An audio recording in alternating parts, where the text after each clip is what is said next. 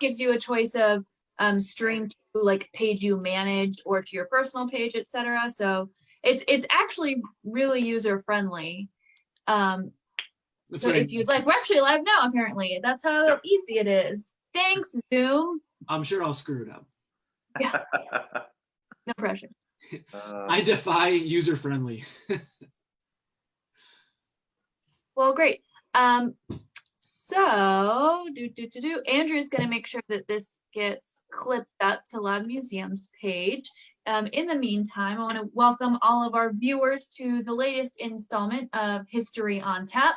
Tonight, the theme is 1862, Hot to Handle. So we'll be telling some interesting stories from 1862. A lot of them are actually turning out to be kind of military ancillary. So of course, there are a lot of big things happening in 62 that I'm sure a lot of our friends are aware of already. So we're going to try and tell some of the lesser known stories or some interesting things that are going on top of, you know, the bigger names that are happening. So for tonight, as usual, my name is Anne-Marie Paquette. I'm the Director of Education with the Mosby Heritage Area Association. Joining me tonight is Travis Shaw, also with the Mosby Heritage Area Association, Joe Rizzo, the Director of Loudoun Museum, and tonight our special guest is Mr. Kevin Pawlak, who is joining us from Prince William Historic Resources Division. Did I get those words in the right order? Preservation Division, yeah. Okay. It's a tongue twister. Yeah, it is. But more specifically, you manage the Ben Lomond House, correct?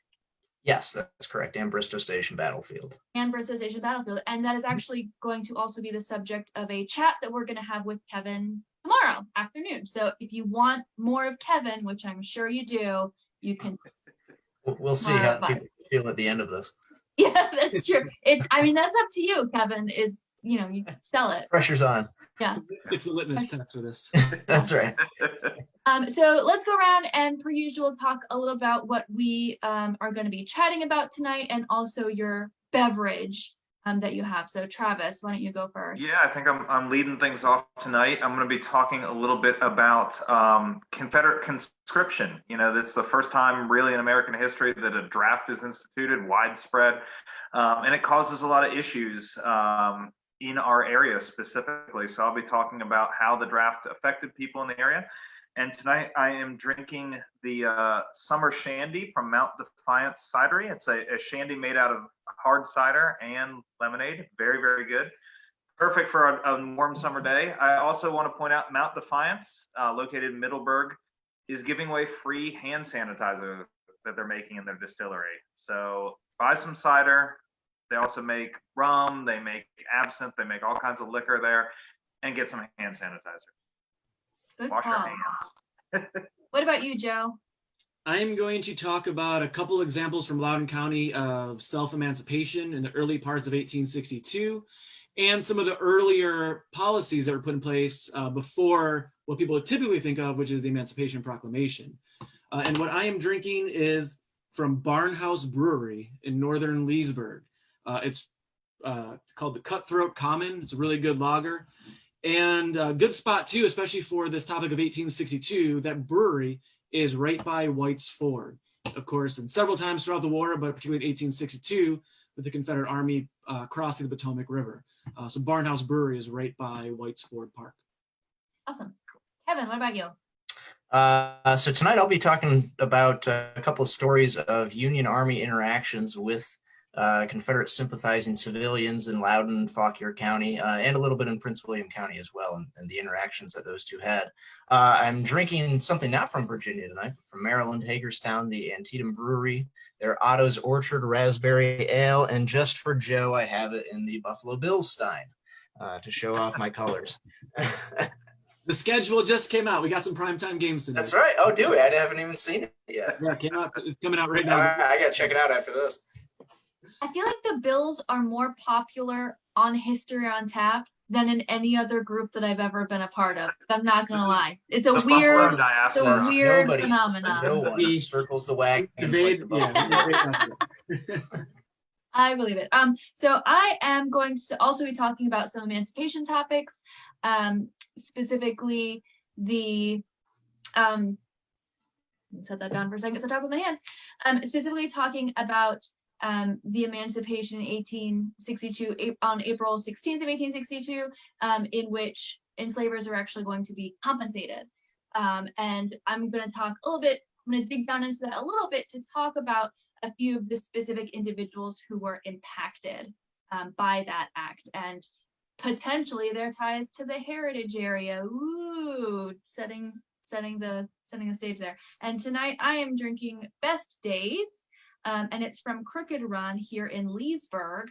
If you're local, they deliver, which is pretty legit here in town. All right, so it's time. Let's go ahead and get swinging. And as Travis said, he is going first. All right, yeah. So I'm going to begin our story in the spring of 1862. Now, I'm not necessarily a military expert on the war, but this is a major transitional period in the nature of the Civil War. When we talked about 1861 a few weeks ago, a lot of our stories revolved around like people kind of trying to figure stuff out. This is an army of amateurs for the most part, or men who haven't seen a lot of experience. By 1862, we start to see that transition into a harder war. And one of the big things that will come up in the spring of 1862 is the Confederate States will face their first serious manpower crisis. Most of the enlistments are one-year enlistments. So these guys' enlistments are running out in like April and May of 1862. The Army is in crisis. They need people. Many of these guys who had served for a year already aren't too keen on re-enlisting. So there's a lot of talk within the Confederate High Command about what to do about this. I mean, obviously, they're already at a huge disadvantage compared to the population of the United States. So how do you build this army up for what is turning into a much longer and much tougher war? That rage militaire is gone from the first year of the war. The enthusiasm isn't quite there. And this is, never mind, I was going to make a total digression, but I'll stick to the script here. We're all about digressions here. I was going to say, this kind of goes back to what you were talking about when we were talking about memory and war. We have this image that in every American war, people just like jump at the chance to fight. And, we see that in the Revolution in like 75 and 76, but by the middle of the war, nobody's signing up.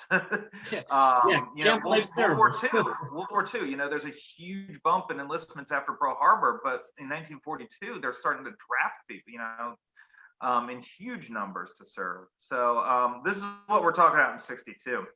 And they're looking around for pools of manpower, and it's actually Robert E. Lee who suggests to the governor of Virginia, Governor Letcher, they should incorporate the Virginia militia into the Confederate Army. Basically, take these men from militia regiments, split them up, split the companies up, take the individuals and put them into pre-existing Confederate units.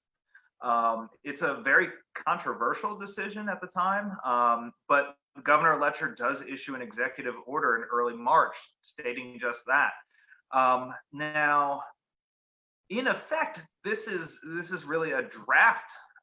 Because militia service is compulsory. If you're above a certain age and you're a free white man in Virginia, you have to serve in the militia. So you're basically taking people who have very little choice in this and putting them into the Confederate Army. Now, this has been contentious for a while. Back in 1861, when the war first begins, we see a lot of outright unionists leave rather than serve in the militia. There's some good examples in Berkeley County. Some of the militiamen threatened to shoot their officers and march off and desert. An entire company from Lovettsville here in Loudoun County actually marches over to Maryland rather than serve. They march with like stars and stripes flying and music playing over to Brunswick, which is really fascinating. But it's going to fall especially hard on a lot of the religious nonconformists. We have a lot of sects here in Virginia, particularly in Northern Virginia and the Shenandoah Valley, where violence and fighting and warfare is not part of their religion. Here in Loudoun, we have a substantial Quaker population. The Goose Creek meeting and the Fairfax meeting. Over in the valley, there's large numbers of Mennonites and Dunkers. We all know about the Dunker Church at Antietam, but I think it's like 3/4 of the Dunker sects in Virginia are located in like Rockingham County and the surrounding counties. So there's large pockets of these pacifist, kind of German pietist sects, who, for obvious reasons, they're not interested in taking up arms either. So in 61, we see a lot of them fleeing, going across the river to Maryland or going out into West Virginia, leaving home to avoid military service. But then when this act is passed, or this executive order is passed in March of 62, it's going to cause, again, all these issues are going to rise up to the surface. Many of these guys had avoided serving in a military capacity up to this point, and now they're going to be forced to. So what you see is like in some cases, a flood of people out of certain parts of Virginia. In March 19th, so like a week after this order is passed, Confederate cavalry actually picks up and arrests 70 Dunkards, these German pacifists, making their way through the hills of West Virginia, trying to get to Ohio to avoid military service. And these guys have come from the central Shenandoah Valley, and they caught them, I want to say it was in Hardy County, West Virginia. So, they'd made it pretty far before getting caught. They're actually brought back and imprisoned in Richmond as deserters for trying to avoid military service. There's a great quote from a local paper in Stanton. Says, "It was, of course, necessary to arrest and bring back the deserters, but there is something pitiful in their fleeing in this manner and being taken like partridges on the mountains." So, there's a recognition that these guys aren't really a threat. They're not going north to enlist in the Union Army necessarily, but that, an example has to be made out of them. One of the key players in all this is a Mennonite elder from the Rockingham County area, a guy named John Klein, and he's actually petitioning the governor of Virginia to get exemptions for people of the Mennonite faith. He said, we're not going to take part in this war. We don't want to, they're not even interested in serving in non-combat capacities. They just want to stay out of it. And finally, it actually pays off. Letcher relents and passes an exemption that says these people have to pay a fine. And it's actually a pretty substantial fine. It's several $100s in order to not be called up as part of this militia call. Now, on the other side, of course, the Confederate officers, many officers thought this was a great idea. They needed men in the ranks, especially as more and more enlistments are coming out, men are going home. And this is going to play a particularly big role with Stonewall Jackson out there in the Shenandoah Valley. In early March, they're encamped at Rude's Hill out in Shenandoah County. This is just a little bit before he launches into the legendary Valley Campaign of 1862. So he's in desperate need of men, but he does recognize that, this is going to cause problems. Soldiers who are forced to fight aren't necessarily the best soldiers to have in your army.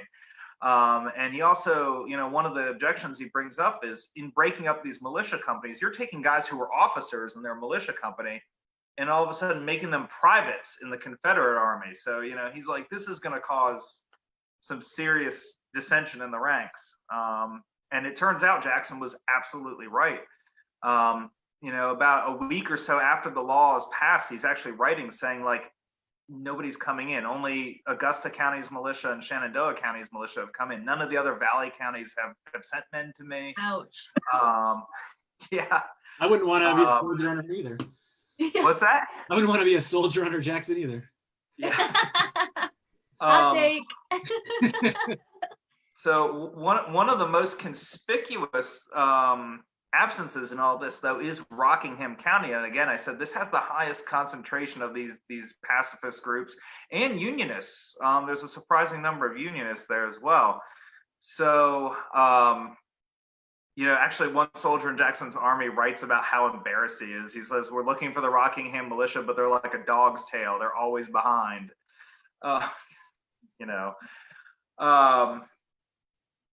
So all of this is going to come to a head in the first week of April. April 2nd, Jackson receives word there that a group of the Rockingham County militia had actually taken up a position in Swift Run Gap. Now, if you've ever driven Skyline Drive or you're familiar with the park there, it's a very high, very rocky gap in the Blue Ridge, very mountainous, rugged terrain. And these guys have fortified themselves up there, and they are determined to resist this act. They're going to resist service in the Confederate Army, and they're going to resist anything to do with Stonewall Jackson. Now, we don't know how many men actually took part in this, what becomes known as the Rockingham Rebellion. Estimates vary from 60 men to maybe up to 500 men. But for the most part, like I said, these are either outright Unionists or they're pacifists. They're armed with like hunting, like shotguns and squirrel rifles and stuff like that. But still, Jackson recognizes that he needs to make an example out of them. Jed Hotchkiss on Jackson's staff wrote that there will be an example made of some of those that failed to come. And that's exactly what Jackson does. He sends 7 companies of infantry. He sends some cavalry. He sends 2 artillery pieces out to Swift Run Gap to take care of this rebellion once and for all. It actually takes several days. You know, the terrain is so rugged. It goes back and forth for a few days, but finally, once they get their artillery in position, it's just a matter of time. They fire a few shells into these rebels, and they are driven off. At the end of the day, one of the mutineers, as they're known, is killed. 24 are captured. We don't know what happens to the rest. This Confederate command actually spends the next few weeks scouring the countryside for them. But oddly enough, a lot of these guys are then forced to serve in the 27th Virginia, which is one of the regiments that was sent to go capture them. So that must have been a little awkward. It's awkward. Awkward. So the Rockingham Rebellion really only lasts a few days, and it's not much of a rebellion, but it's symptomatic of a much larger issue. You know, just a few weeks after this rebellion is put down, so it's put down in early April. April 26th, the Confederate government passes a national conscription act. So, you know, any white man 18 to 35 is now eligible to be drafted for Confederate service. And Jackson uses this as an excuse to double down on the pacifists of the Shenandoah Valley. He gives orders to arrest any man of that age group who's walking around without papers on him, arrest them and treat them as deserters. So one of the guys who's actually arrested is our friend Elder Klein, the guy I mentioned earlier, Mennonite elder. He's arrested along with some other Mennonite leaders, and they're actually imprisoned for several weeks for interfering with the war effort. Fortunately, Elder Klein actually ends up getting murdered by Confederate partisans in 1864, so it's not a good end for him. But this, you know, there's a whole redoubling of kind of these guys fleeing the area rather than serve in the Confederate Army. There's almost an underground railroad of sorts that develops where these guys are trying to get to West Virginia, Ohio, or up to Maryland. There's also an underground industry of forging substitution papers. You know, some people carry around papers saying they paid for a substitute for the draft, but they're completely fictional regiments and completely fictional people. Some really interesting stories. You know, one Mennonite, Simon Burkholder, claimed to have hidden his barn for 18 months. He builds like a spider hole under his barn, and whenever Confederate recruiters come through, he hides. One of his neighbors, another Mennonite, Peter Hartman, gets his family to lie about his age. So, you know, I feel like this is a nice reverse of like when a Jehovah's Witness comes to your door, you hide, and in this case, it's like the religious people hiding from civilians coming to your door. Yeah, it's really interesting. Some Union soldiers actually wrote during the Valley campaign that when they entered these areas, you know, they'd see groups of men coming down out of the mountains and like coming out and greeting them, and then like as the army's marching out of town, they hide back, they retreat back up to the mountains. You know, it's a really interesting time to be in the Shenandoah Valley.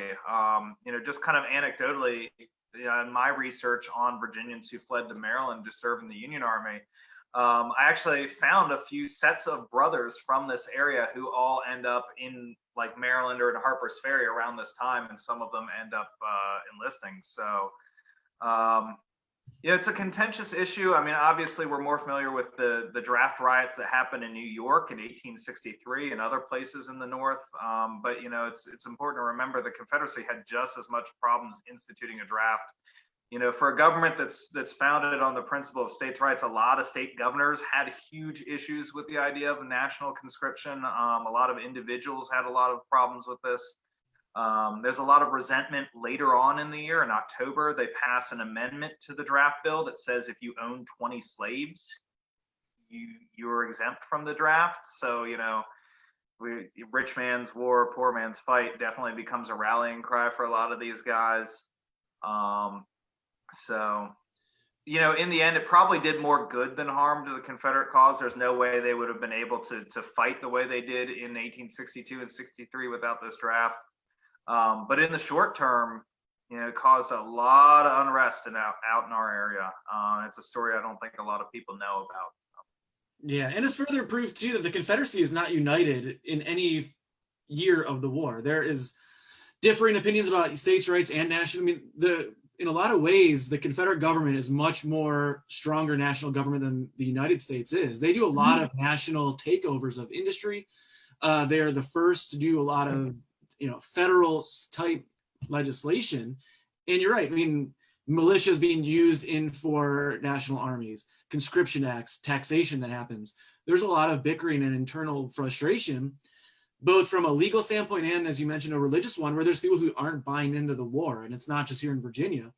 There's pockets of resistance, you know, for the entire 4 years throughout a lot of the Confederacy. Yeah, kind of a corollary to that, and this is something that I've always heard, and Kevin might be able to answer this because it's a Maryland campaign question. I've heard, and this is probably hearsay, that there was some dissension in the Confederate Army before they invaded Maryland. That, you know, a lot of these guys had signed up to fight a defensive war on their own home turf, and they weren't signing up to invade another state. Now, is there any truth to that? Have you ever seen anything about that? Yeah, there is a lot made of that. I think from what I've seen and what I've read, I believe most of it is post-war. That's not to say that some soldiers didn't believe that and that didn't happen. But I think a lot is made, especially post-war, of Confederate soldiers that were not willing to cross the Potomac River because, like you said, they viewed their roles as fighting to defend the South rather than invading the North. But in reality, I think the majority of Confederate soldiers that don't cross into Maryland is by design, and that is that there are orders going out through the Army in Northern Virginia that soldiers that don't have any shoes can't cross. And there are some tales of, you know, Confederate soldiers hearing that. I'm not saying a lot, but some Confederate soldiers hearing that, and they kind of took their shoes and threw them off to the side of the road and said, "Oh, look, I don't have any shoes." But it was probably only about 3,000 to 5,000 guys that didn't make it across. Yeah, and I mean, our area knows it well too. With the 8th Virginia from Prince William County, Loudoun, and surrounding counties, there's a huge desertion rate. I mean, they're walking through their hometowns for some of them. And it's 1862, but the war is old at this point for a lot of people, and they've seen a lot of war already. And the enticement of going home and checking on your families is hard to pass up, you know, when the Army is heading up to Maryland in 1862. Yeah, absolutely. And I think that's going to be a theme kind of throughout what we're talking about today. Is there's, you know, when we talked about 1861, there was, as Travis pointed out, we're all figuring out what to do. And in 1862, it's, we all know how bad war is now. How do we make people keep doing it? Or how do we change the game, you know, to be to our advantage? And I think the emancipation story, you know, the long timeline of emancipation legislation that is happening is part of that, right? Because you're seeing that one advantage that the Confederacy has is they have this pool of labor, you know, that's doing a lot of the work for them, that's enabling the Army to get from place to place and is building their entrenchments and et cetera, et cetera, et cetera. And so this may be a good time, Joe, to kind of go into what you're talking about tonight. Yeah, and so many times with the Civil War, I mean, in part of it's just necessity when you're trying to do it in a short fashion. I mean, you talk about some of the main battles, you look at the Emancipation Proclamation as a huge turning point, and in a lot of ways, certainly it is. But the issue of slavery is one that starts from the very beginning for both the United States and the Confederate government. And especially in where we are now with the Potomac River so close by, for the same reason that people are fleeing Confederate conscription. I mean, there's other people in Loudoun who are, fleeing to join the Union Army. But for enslaved people in the area, I mean, that's a border that could represent potential freedom. And the Confederacy is very aware of that as well. And as you mentioned, the fortifications nearby, they're using slave labor for that purpose. And when you think emancipation, it's not just the Emancipation Proclamation. There's a lot of erosion to the institution of slavery from 1861 and then all the way through 1862. And there's really two big common denominators when you look at that. For one, enslaved people who want to be free and are willing to take risks to do so, and Union soldiers. And whether it's in Louisiana, if it's in the Sea Islands or the Carolinas, whether it's the Potomac River, the ability to make it to the Union Army is finding a possibility to gain some level of freedom, even if legally it's vague at best about what Union policy is towards that. And within Loudoun, there are several examples of enslaved people who take that opportunity to potentially free themselves and their families, and also then actively help the Union cause. Like Travis's point about the Confederate Army, I mean, they're taking huge losses in the Peninsula Campaign at Second Manassas. They will at Antietam. They've got to fill those ranks. Well, the Union Army does too. And it's not an unlimited supply of white soldiers in northern states. I mean, they need to look for resources as well, and also potentially new flood of soldiers. And more people are looking to enslave people who are running away. So there's two quick examples I wanted to give. One of an enslaved person in Loudoun, and then of a family that was staunchly secessionist, that something they wrote about the fear of slaves running away, I think is really telling. So the first story is of Noble Robinson, who was an enslaved person on Colonel Giddings' farm near Waterford. And on January 12th, he escapes and goes across the Potomac River, and he goes to the Union camp, and they record his story. And Noble Robinson is someone who claims he wants to be a part of the 28th Pennsylvania Infantry, likely as a worker, as there still really weren't laws put in place yet for African-American soldiers. But what he does is can, like others, provide intelligence of the fortifications that are being created, of where Confederate troops are. They're providing a lot of valuable information from over here in Loudoun. But for Noble Robinson, he also has a family, like a lot do, who aren't just from where he fled. And he has 3 children and a wife from a nearby farm. So actually a couple weeks after he escapes, he goes back across the Potomac River and goes back to get his wife, Martha, and his 3 children. Probably a surprise to his wife, because probably realizing this might happen, the slave owner of Martha told her that Noble Robinson was imprisoned and was actually being sent to Cuba, basically to take away any hope that she could potentially become free too, or to take away the risk of her trying to escape. So again, realizing that with the Union Army and the Potomac River so close by, there's a higher chance of potential runaway. So Noble Robinson actually does go back and gets his family, and then they recross the next morning at Point of Rocks back into Maryland. And for slave owners, they are very much aware that this is a threat. And the closer the Union Army is, the bigger that threat becomes. For the Donahoe family of Leesburg, they're very much aware of that. And this is one of the biggest fears that they have when the Union Army is occupying Leesburg. And when the Union Army comes close, they move towards Mount Gilead. But one of the women in the Donahoe family writes to some family they have in Maryland, and she wrote, "When the Northern Army came, there was a stampede among the Negroes. Nearly all have gone, and they're still going." And then she goes on about a couple others in particular, but that first part of the quote stands out. When the Union Army is coming, enslaved people are seeing this as their opportunity to free themselves in a lot of ways. And again, this is before the Emancipation Proclamation, but it's during a time where there are policies being put in place because Army camps are finding a flood of African Americans coming into their camps looking for freedom. And that does become a possibility for intelligence, for workers, and eventually for soldiers as well. So in the summer of 1862, again, before the Emancipation Proclamation even gets floated out there publicly, there's the Second Confiscation Act in July, and the same day with the Militia Act. And what this does in a lot of ways is really attacking slavery, that if you're a slave owner and treasonous to the United States, your slaves are viewed as contraband or property and can be forever freed. And the Militia Act does push the idea of looking to people, I think it says, of African-American descent for military service. And thankfully for the Union Army, they do keep records. I'll share my screen to know how I got this Noble Robinson information. As they see his name, they call him contraband, and they go into his age, about his family. His wife, Martha, also has recordings about her as well, and about the story about Cuba. So they are keeping records as part of the National Archives. You see a lot of this coming from the side of Maryland. So fascinating to read through some of these primary accounts as well, and how we get some of these stories about people who are putting this in their own hands and finding freedom. No, I'm so glad that you brought up the Confiscation Act, because there's a lot of discussion about Lincoln and his strategizing in order to make emancipation happen. There's kind of a misunderstanding on both sides about whether he wanted emancipation the whole time or whether he never ever wanted emancipation. It just kind of happened, and I think the obvious truth is that it's somewhere in the middle.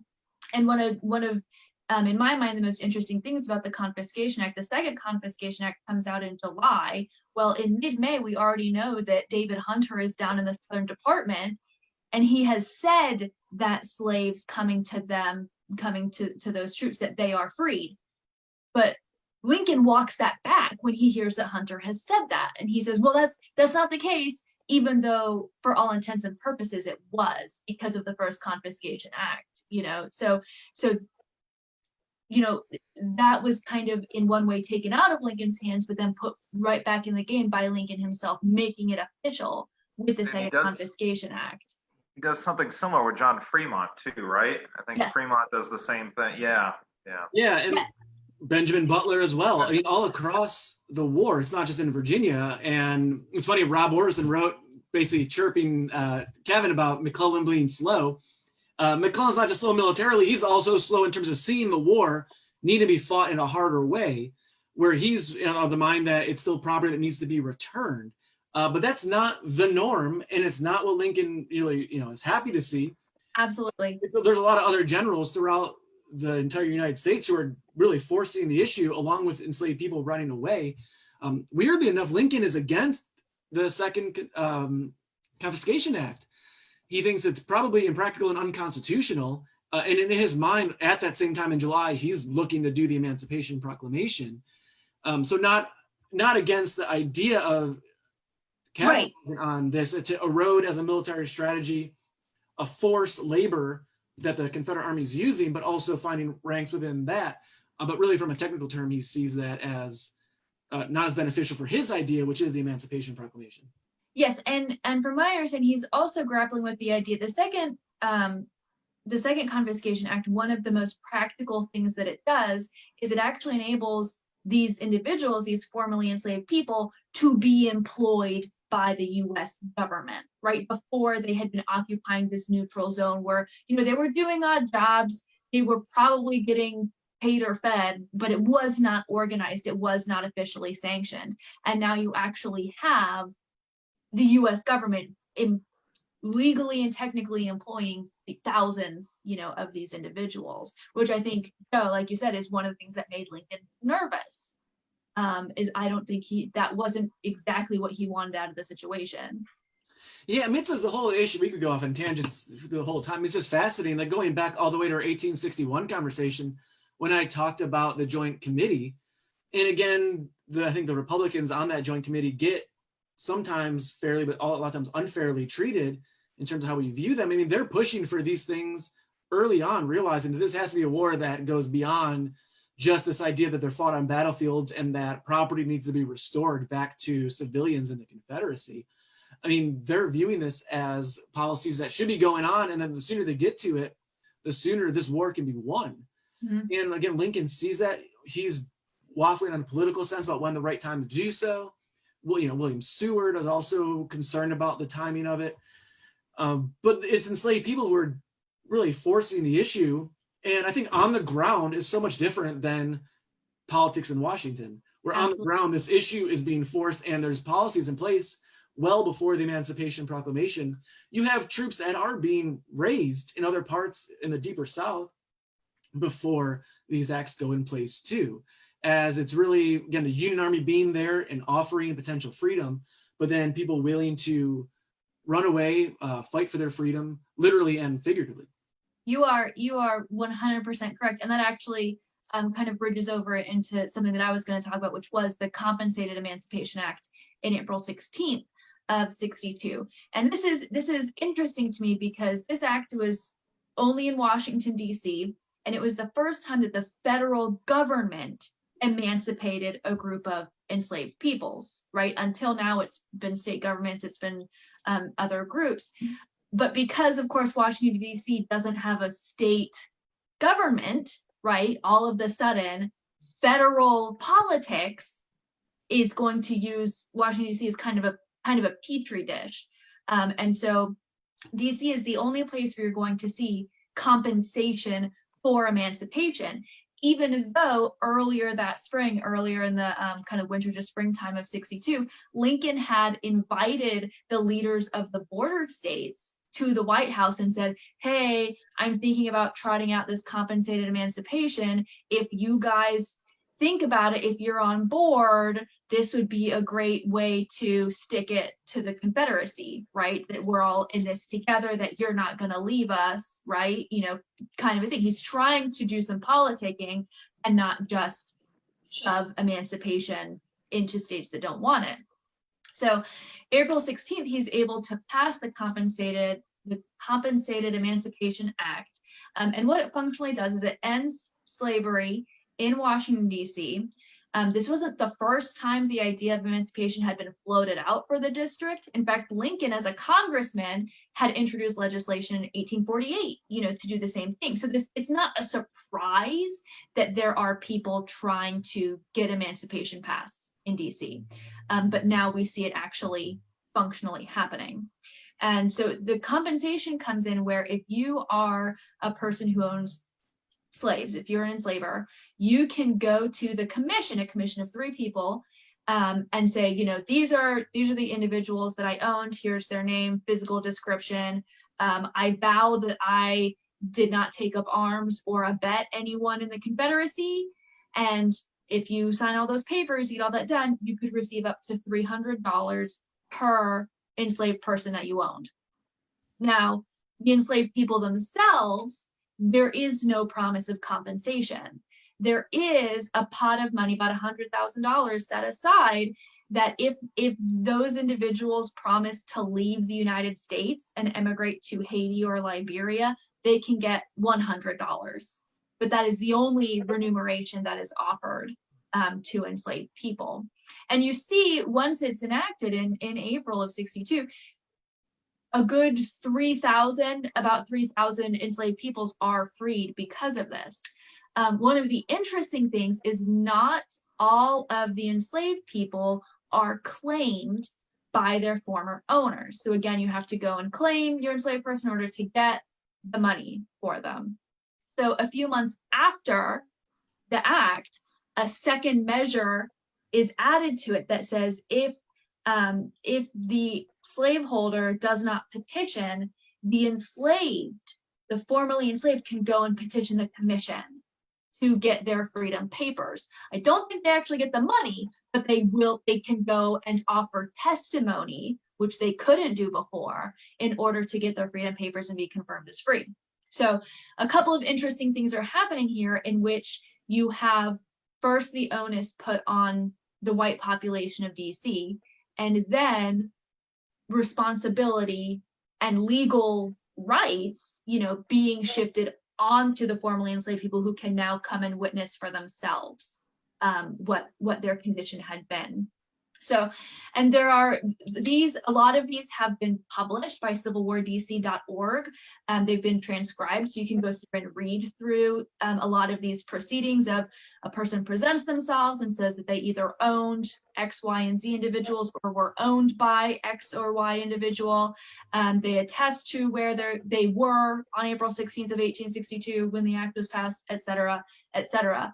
one of the interesting things is that even though compensation is maxed out at $300 per individual, most of these estimates, when a slaveholder goes in and says, oh yeah, there's a child age 12 worth $800, there's a woman age 22 who's worth $1,500. You see what I think is probably some inflation going on with these individuals trying to make sure that their property looks good for them, is going to look like an economic investment, which is both interesting and sad at the same time. You know, it makes me think of, you know, if you're trying to sell a horse, you say like, oh, it's very healthy and always stands for the farrier. But there are a few really interesting side stories that you can kind of pick apart based on these documents. And I thought I'd share just a couple that I thought were particularly interesting. Again, this is rabbit hole territory. You know, you could dive down any one of these claims and find crazy stories and interesting drama. And I was literally here glued to my laptop, you know, 30 minutes before we went live, desperately trying to like write down what the connections were. So I'm gonna actually tell my story, I promise.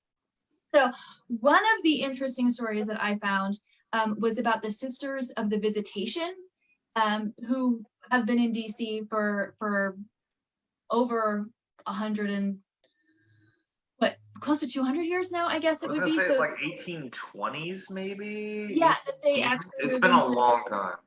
I think their first community came to the U.S. in 1790, and then in DC in the early 1800s. So it's a Catholic monastic order, Sisters of the Visitation, and they're in DC, and they own about 100 slaves between 1800 and 1862, which, number one, is really interesting to take a vow of poverty and then own a person that does work for you.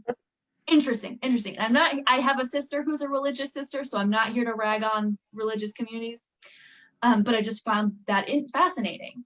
And in 1862, there were a number of enslaved people that were freed who had been owned by the Sisters of the Visitation. And among them was this family, the Tillmans. And the Tillmans, Mr. and Mrs. Tillman, Ignatius and Sarah Tillman, were brought to the convent because they were gifted to the community when their owner's daughter joined the religious community.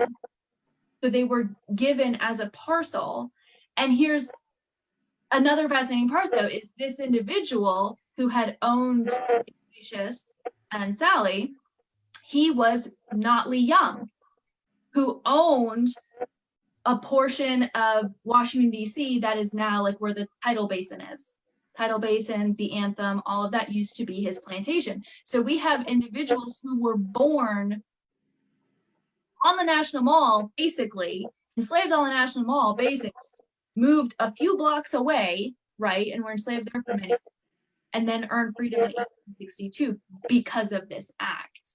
And I think that's really neat because you don't think about that when you're in the nation's capital, of a plantation being in the heart of DC and literally, you know, slave culture being in the heart of DC.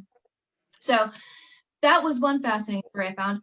Additionally, so the Tillmans had 6 children while they were living there with the sisters. And one of them was a son named Ignatius. They called him Theodore.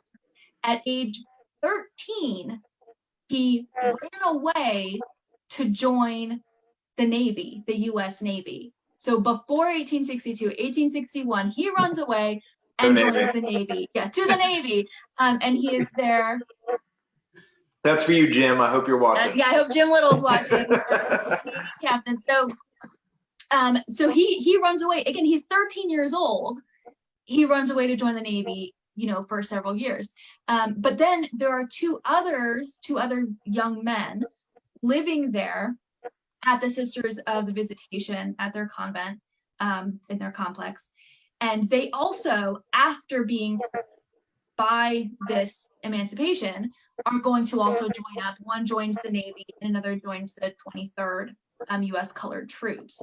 So it's interesting where we were talking about manpower, the idea of freeing up manpower, and it doesn't have to be in a southern state where you're freeing up this manpower to support the Union. You have populations of people who want to help, people who want to be on the front line, and you see that happening, in the Capitol in Washington, D.C.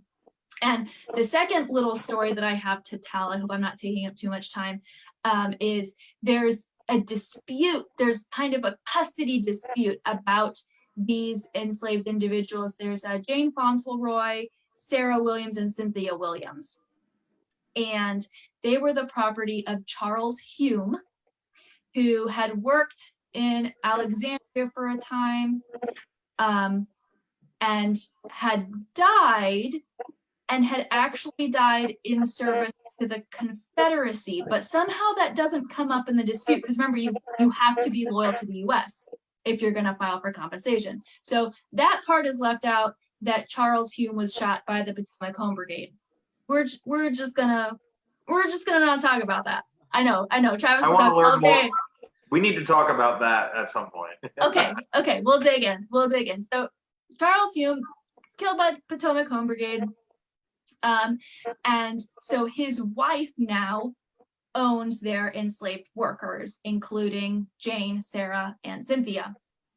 Well, does she though? Because apparently on his deathbed, Charles signed his enslaved workers over to his brother, Frank. And so Frank files for their freedom and to get the money, to get compensated. But then Anna shows up at the court 3 months later and says, "What are you talking about? Frank does not own these individuals. That's not what's going on. I actually own them." And it's unclear whether she's petitioning for their money, because in the documents it sounds like she wants them back, even though that's not legal anymore. You can't do that, Anne. Get it together. So it's really fun to tease out that family argument, but then you have to wonder, how did that vow system of I'm always for the Union, how that works, because Frank was also fighting for the Confederacy. So he was fighting in Barksdale's brigade, and then after his brother dies, he ends up joining the 1st Maryland CSA. So he's spying for Jeb Stuart. So this is not an airtight system here when they're, figuring out how to emancipate these people and how to make sure that you're not, helping out Confederates when you don't mean to. And of course, bring that up for a couple of reasons, this fun story. One, of course, being that this is the same Hume family for which Hume, Virginia is named, a little town in the Heritage area, a different branch of the same family. But then also because, of course, when Frank Hume was fighting, he was with Barksdale's regiment, and he was all up and down this area, and it's interesting, it's a Mississippi troop, and he's a Virginian, but because they were operating in the theater, it was a way to, easily get scooped up in an area that you're already familiar with. So and the family has some fun stories about Frank Hume as well, if you believe them. So he goes to work for the 1st Maryland, and he ends up being picked up as a signal officer, someone to go try and suss out some spy type news from the other side. And he's apparently ordered to go north to Annandale to find out where Burnside is going next. So this would be in the fall of 63, summer to fall of 63. And so according to family legend, Frank, to get across the Potomac River, gets into a coffin case and rows across with a fence post. And he's actually spotted by Union picketers, but because he looks like such a weirdo, ragamuffin, they assume that he's deserting and they just let him go. Wow, can we just take a second to cheers a coffin boat being rowed by a fence post. Cheers to that. This needs to become like an annual event. We should do like an annual cross. A regatta, I like think. Annual casket Potomac crossing. Yeah, a casket regatta thing going on. And so Frank manages to get to the other side. He goes up, but before he can figure out the information he's supposed to get, he hears that they already figured it out down at Brandy Station. So they don't need him anymore. He tries to come back across. But someone, again, according to his account, someone has turned his coffin boat into a chicken coop. So he loses his ride back across the river. This seems a little far-fetched to me. So, take that with a grain of salt for sure, but it does make a great historical story. And it does give us a little bit of insight into the lives of some of those enslaved people. Of those, of course, Jane, Sally, and Cynthia were all born in Culpeper County with the Hume family, and it's only by happenstance, by the father of the family taking a job in Alexandria, moving into DC, that they were able to be emancipated here during the war instead of being stuck, in Culpeper waiting for the Emancipation Proclamation, the eventual 13th Amendment, et cetera, et cetera, et cetera. Those are my fun stories. Man, I'm still rattled by the casket boat. Yeah. It's a great image. It reminds me of there's a Seinfeld episode where Kramer hears an outlandish story. He's like, a story like that's gotta be true, and that's how I feel like this story. That's gotta be. Yeah, something there is true. Something there is just too crazy not to be true. Yeah, I wonder too about like how, cause it's a very southern city, Washington D.C., and a lot of Southerners in it, and it's fascinating how even Union states vehemently oppose any sort of gradual or compensated emancipation.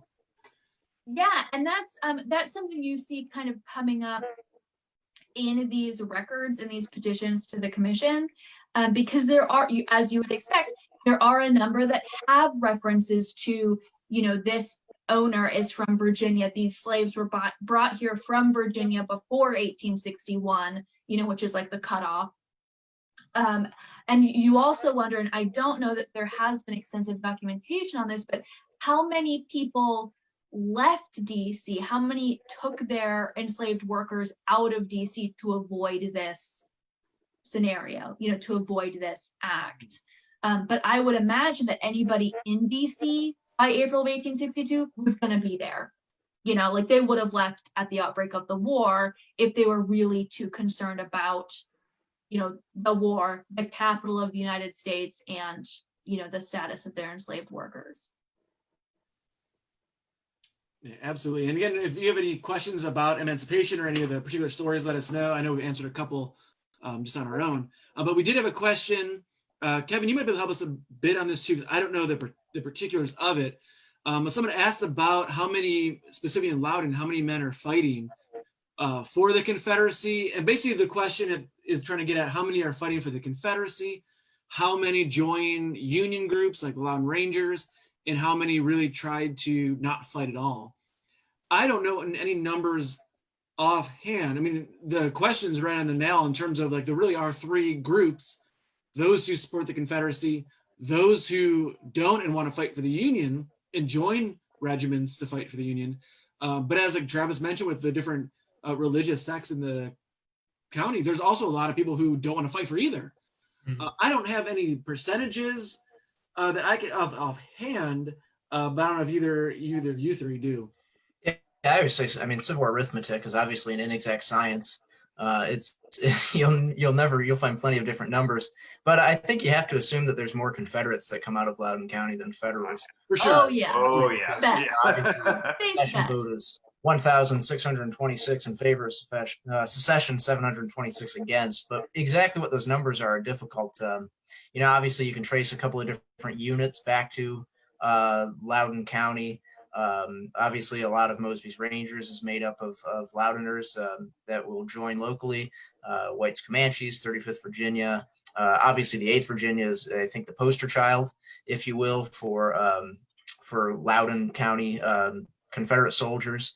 So I've never seen an exact number of what all that entails, but certainly what you find, obviously, as you all know, with Loudoun is just a really a microcosm of what the rest of the country is going through. And even with those that try to stay out of the war early on, I think they find it inevitable that no matter how much you try to be neutral, the war is always going to find you, especially in a border county like Loudoun.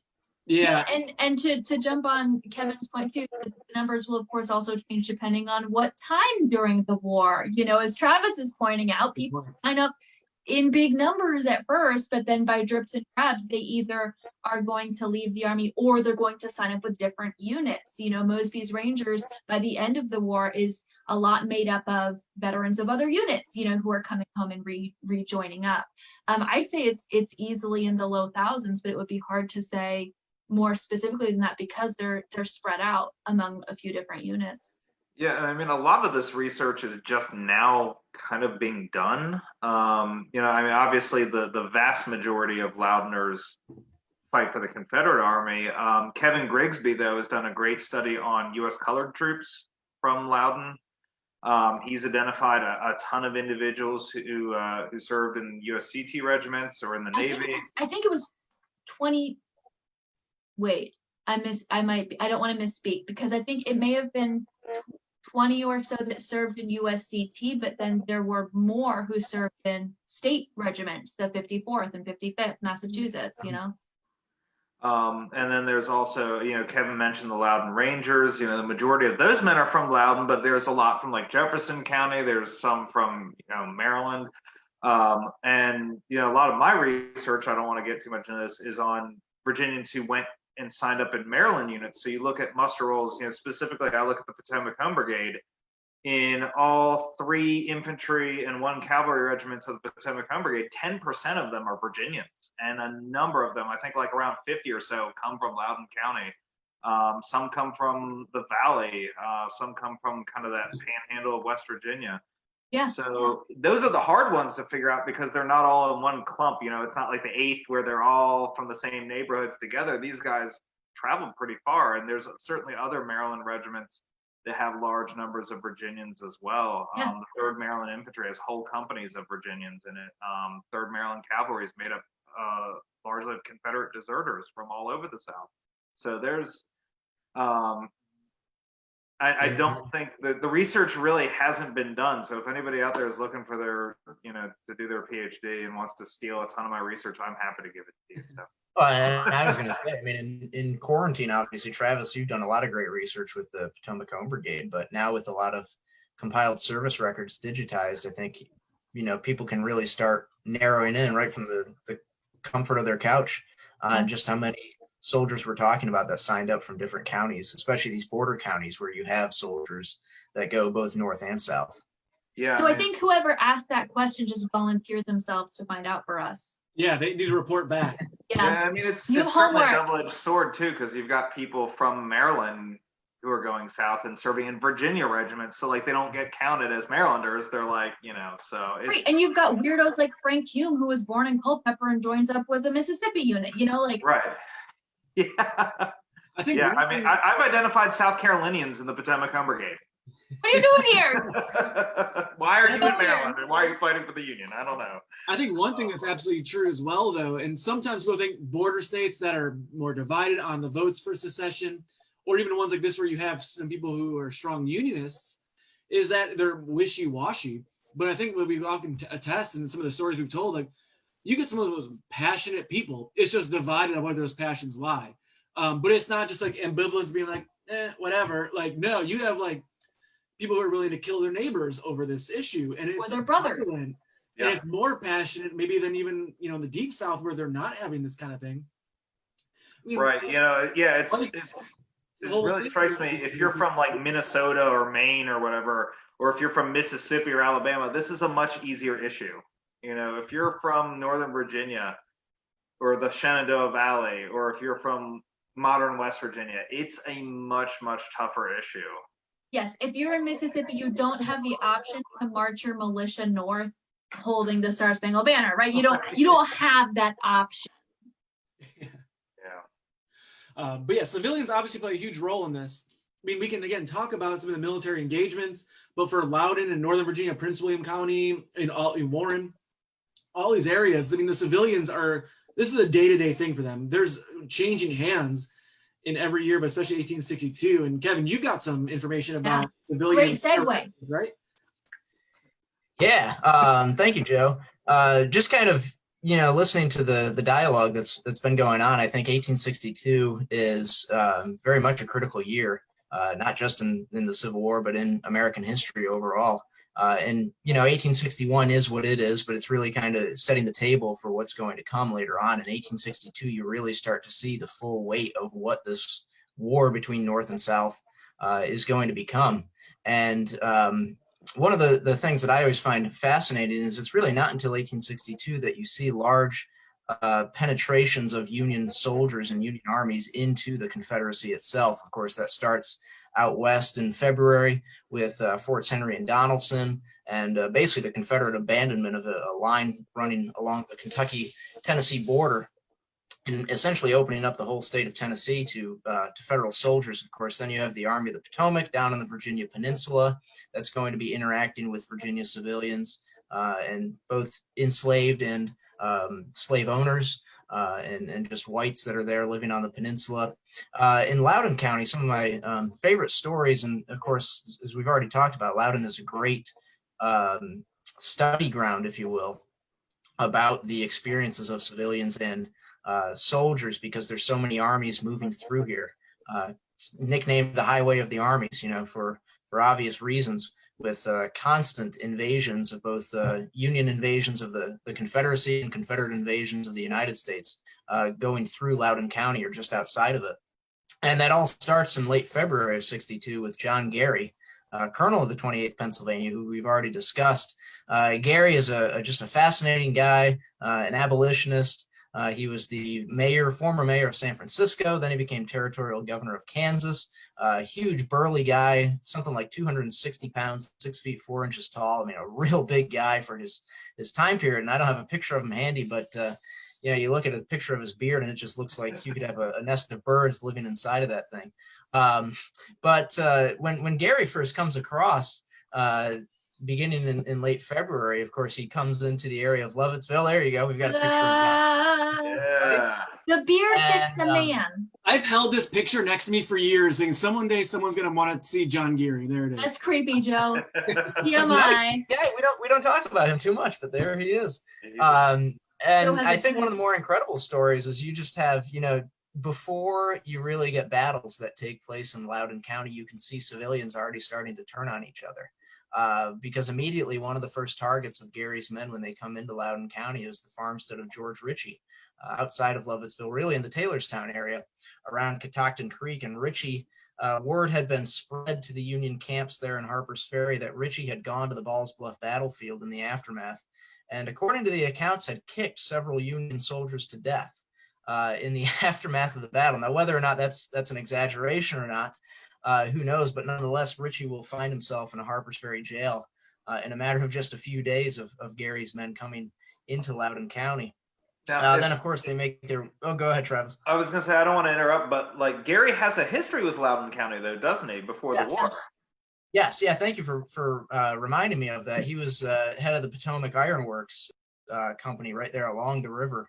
So he was very familiar with a lot of these back roads, not especially far that from section of Loudoun Taylorstown. County. Yep, up in Taylorstown, exactly. So he was well equipped to be the man that would lead the first Union invasion of Loudoun County during the course of the war. And really, his men traipsed all over the county for the first month or so. They went through Leesburg, which some of Gary's men described as a perfect sneering nest of rebels.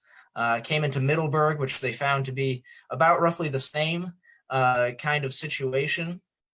Loudoun County, of course, would become sort of, in essence, a no man's land that was constantly traipsed through by both sides. And some of the work that I've done looking into the fall 1862 campaigns, you can really see how the war had changed from the early winter of 1862 into the fall of 1862, as we've talked about how Union policy has shifted quite a bit. By that point, by the time Union soldiers begin crossing into Virginia on October 26th of 1862, of course, Lincoln has already announced the preliminary Emancipation Proclamation. Both confiscation acts are out. And so the harder hand of war really starts to be felt in Loudoun County. And I've got a couple of quotes from soldiers that passed through Loudoun. And really by 1862, a lot of the soldiers and newspaper correspondents felt that Loudoun had been spared much of the war's horrors at this point. And one of the correspondents of the New York Times wrote, "It's one of the few spots in Virginia that has not been overrun by the devouring rebel locust. And this immunity it owes to the fact that when they were in possession, the roads were so bad that the rebels were unable to haul the forage and supplies to Winchester, and that since then the proximity of our army has made it dangerous for everything beyond occasional dashes. But now you have the core of both armies moving through the Loudoun Valley, and it's really going to start to show, and you'll get these really fascinating interactions between Union soldiers and Confederate sympathizers. Just thinking about one of my favorite books is Cy Clegg and His Pards, published by a Civil War veteran. I'm forgetting his actual name, his name's not Cy Clegg, but he talks about just how destructive, really like an army of locusts, a Union army could be coming into Confederate territory.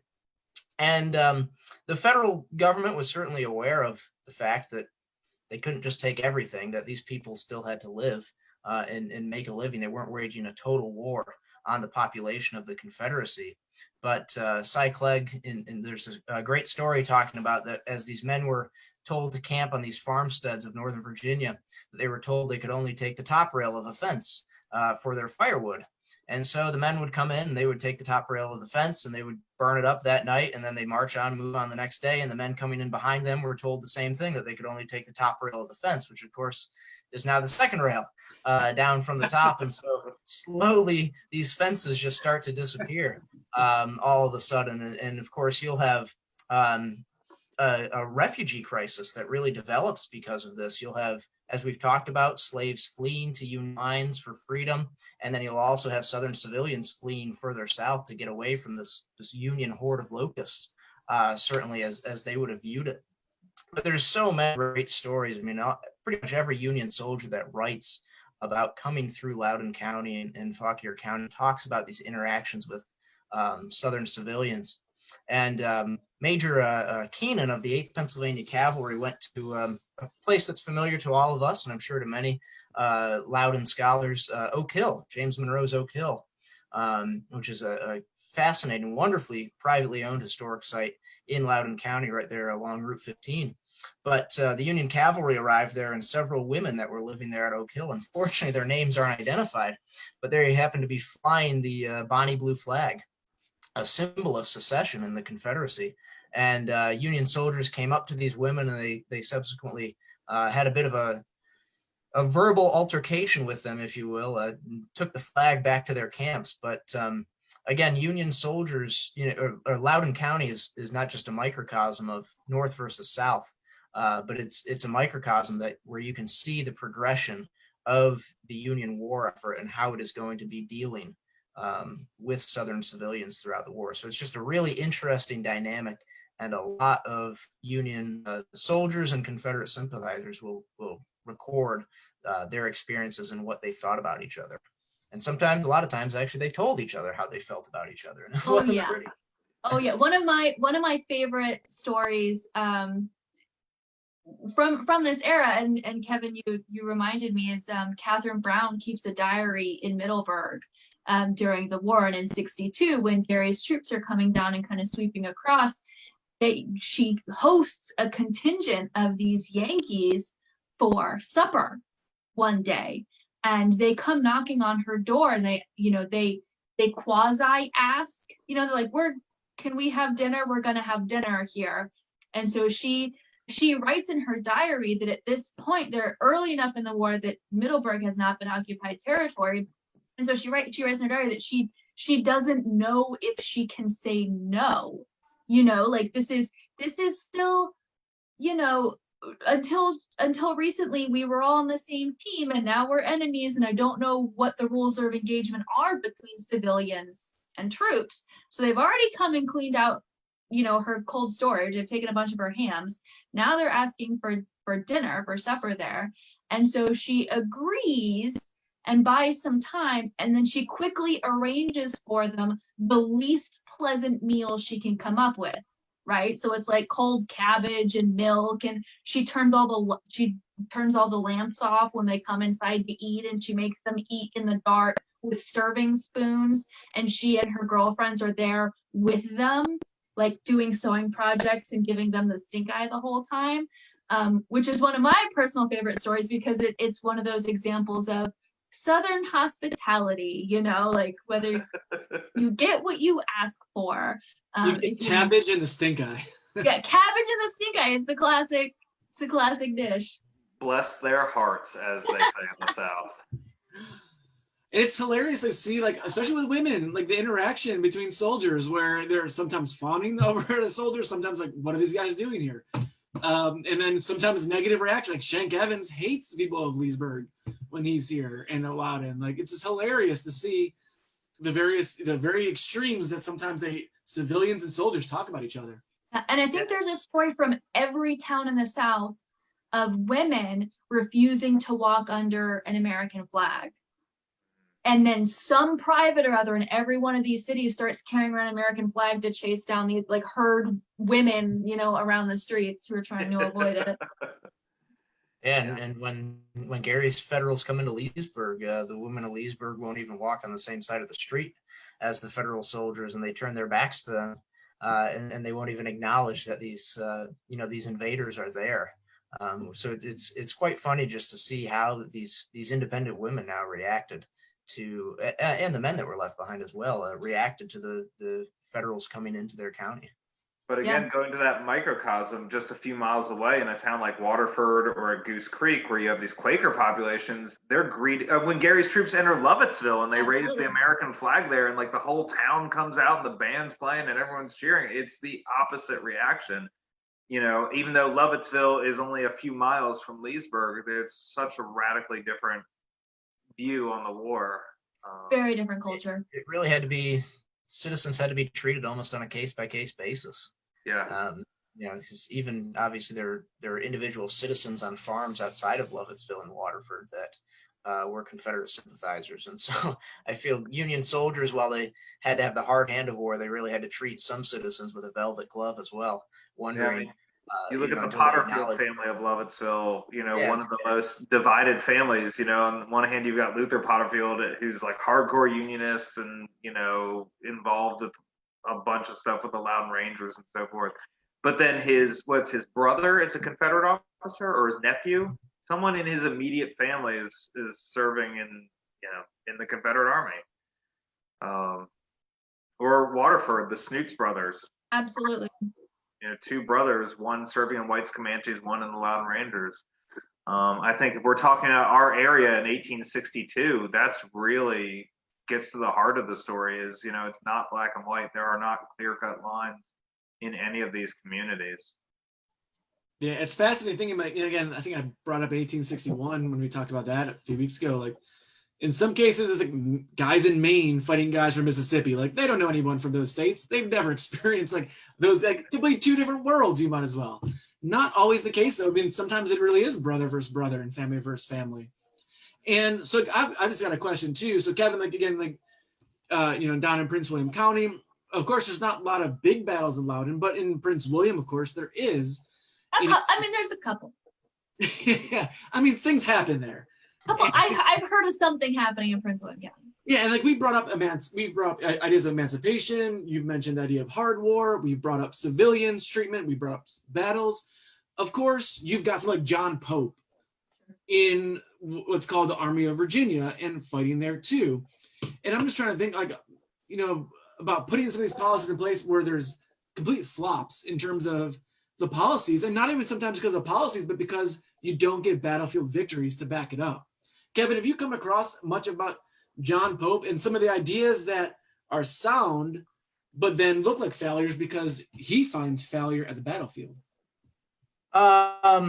You're right, he does. I think his policies are a little, obviously they're well known.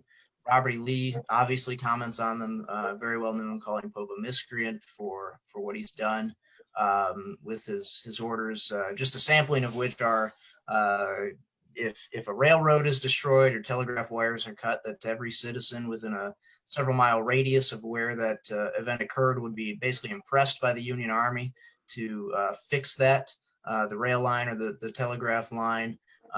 If anybody was found with Confederate sympathies, they would be shipped out of Union lines into Confederate lines. And if they were found back in Union lines, they would be subsequently shot and treated as a spy. So some of these very hard-handed policies that came from, as you mentioned, Joe, John Pope, and then even all the way from the top, the Lincoln administration as well. And obviously Pope's defeat that he suffers at Second Manassas in late August of 1862 is going to kind of nix that temporarily. But it's interesting that even when George McClellan, who is in many ways the complete opposite of John Pope, Pope is a Republican. Lincoln approves of him. Lincoln likes him. The radical Republicans like Pope. The radical Republicans do not like George McClellan, a conservative war Democrat. Lincoln and McClellan has of course had a lot of run-ins, but it is still interesting that despite that, it seems that a lot of Pope's policies held on, and they remained the policies, at least in spirit, when McClellan led the Army of the Potomac back into Virginia in the fall of 1862. So I think, again, it really represents that while, as we talked about, John C. Fremont, David Hunter, these policy pockets, if you will, where different policies are enforced or put out by the Union armies, eventually it just mushrooms and it really starts to become the policy of the entire Union war effort. And I think that shows by the fall of 1862 that even a general like George McClellan, who believed in treating Southern civilians in a much softer manner, believing that might attract them to come back to the United States and end this war, is still going to be allowing his soldiers to perform some of these hard war policies. I think you're right. And like, in my opinion, I've always thought that, Pope seemed really heavy-handed for that, but he was just kind of forward thinking into what was going to be going on in 63 and 64. As you say, that as when the hard war comes, it's less about trying to make nice to get the war over. It's more about, no, this is a war now, and and it's gonna be bad. It's gonna suck. Right. Yeah, you've given these people an opportunity for reconciliation, and they have turned it down for 2 years. So it's time to take the gloves off. Yeah, and it's the thing that I think is really interesting about 1862 is I think that's really when the country is on a tipping point, where you have policies in place like the Confiscation Acts, David Hunter, John Pope, but you also have policies in place that are a lot more representative of a softer war. And so the nation is really, the United States that is really on edge with how it's going to treat the Confederacy. And then I think naturally the Confederacy is going to either up the ante or keep things at the status quo, depending on what the Lincoln administration is going to enforce in the southern states. Because as I'm sure you're all aware, once Lincoln goes public with the Emancipation Proclamation, things really turn south, no pun intended, for the Confederacy in terms of their view on the war. And it really becomes a war to the death for the Confederacy, and that no longer are you going to be able to put Humpty Dumpty back together and just sit them up there on the wall and have everything back to normal. It's going to be a completely different outcome than what people envisioned at the start of 1862. Yeah, no, as a historian, you hate to play what if, but sometimes you think like, what if McClellan had taken Richmond in the summer of 62, and would slavery have survived intact as an institution in some way, shape, or form? Because like you said, it's not until the preliminary Emancipation Proclamation comes out that the game really changes. Yeah, and I think. Go ahead, Joe. I was going to say, at least the game changes on a permanent basis, because a lot of these other policies can be rescinded and reversed.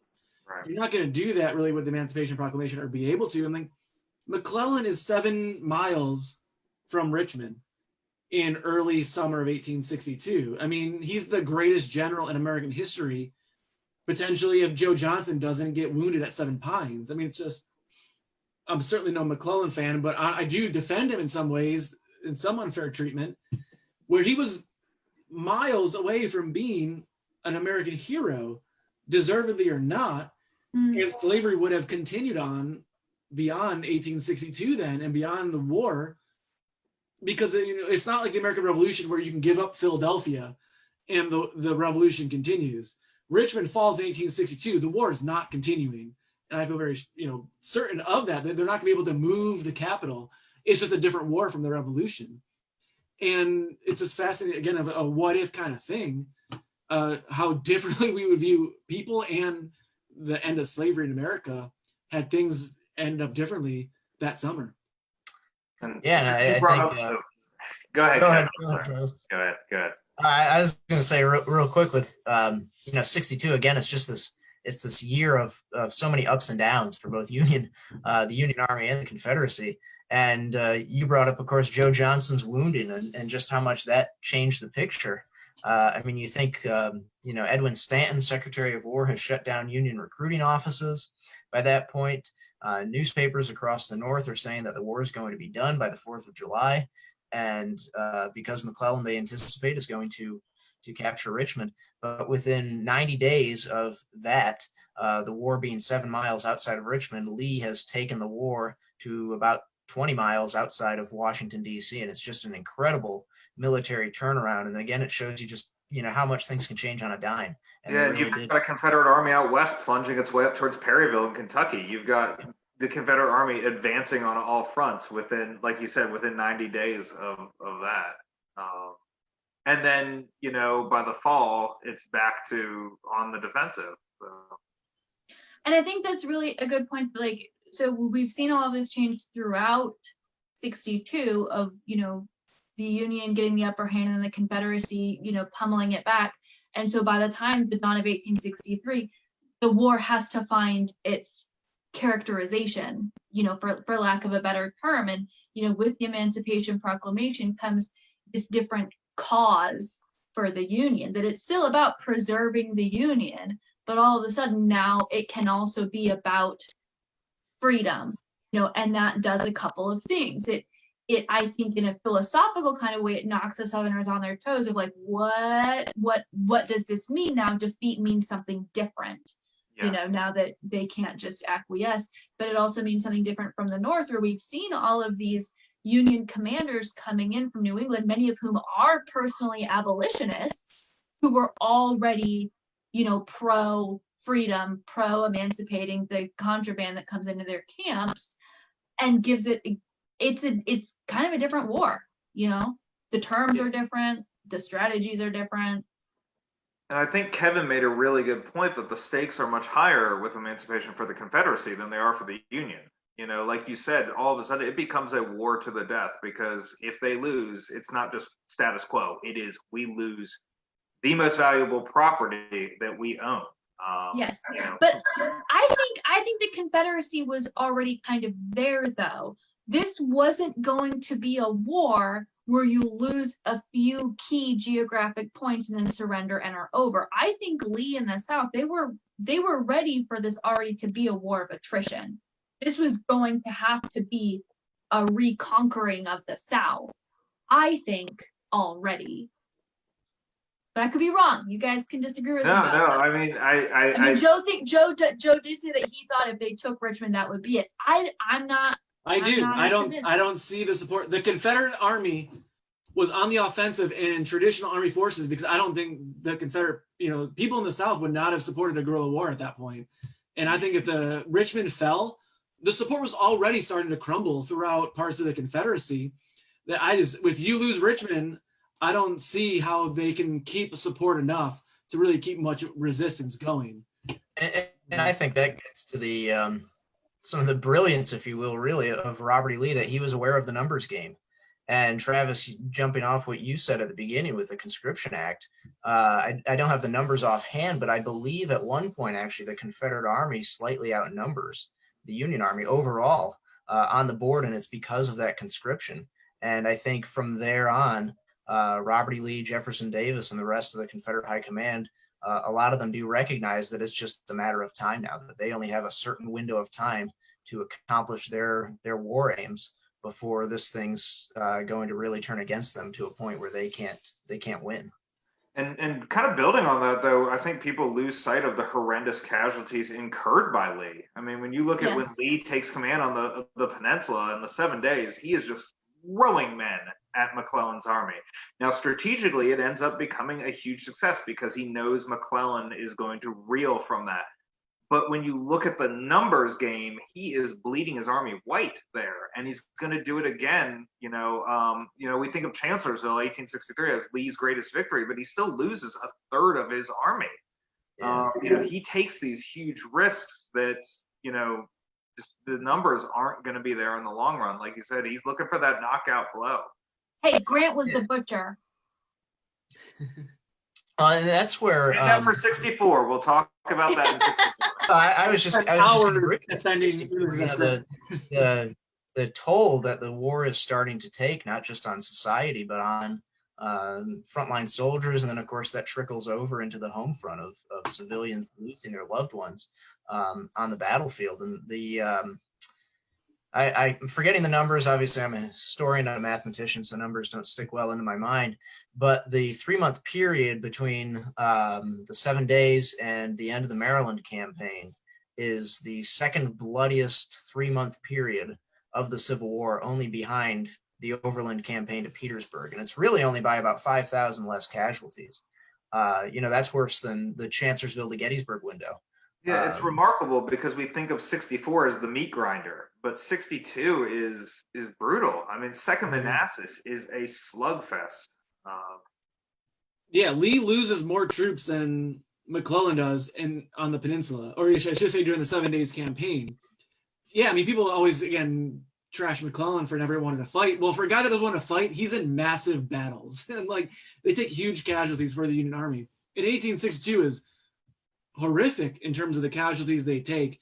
And again, unlike 1864, people in Northern Virginia and who have soldiers fighting and they see it firsthand, this is still pretty new to them in terms of casualties that size. Ball's Bluff and First Manassas are not anywhere near these size casualties. So unlike 64, where they're not becoming sensitized to it, but have heard it before, in 1862, this is a new style of warfare that they really didn't think was physically possible. Yeah, you have wounded men being shipped miles from Manassas in order to be treated. This is previously, if someone had been dying in Manassas, nobody, at Barbie's Crossroads was going to hear about it.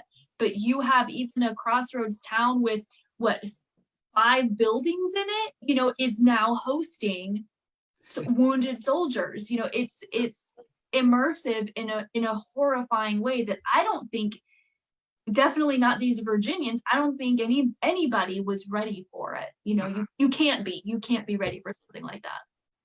No. Well, this has been pretty awesome. I know we're basically out of time. Anyone have any last thoughts or anything? I know it was kind of fun to get kind of into our own thoughts on 1862. It's a crazy year politically, what it meant for civilians, what it meant for the armies. 1863 is going to be a lot of the same when we eventually cover that. And I think 2 weeks, we get to 1860, 2 or 3 weeks, we get to 1863. We've got all of May mapped out for this. I think next week we're doing Epic Fails. Epic fails in history. And our guest star for that is going to be Kate Gruber from the Jamestown Yorktown Foundation, good friend of ours. So that ought to be really fun. Yep, and that's going to be all time periods of American history too. So we love our Civil War stories, but this one it'll be fun to pull in from others. Although I think stories from Travis's life are off limits. I'm sorry, was that too mean? That was too mean. That was too mean. I'm gonna leave that to everyone watching to shame you for that. That was awful. Yeah, the hot take horn. Hot take.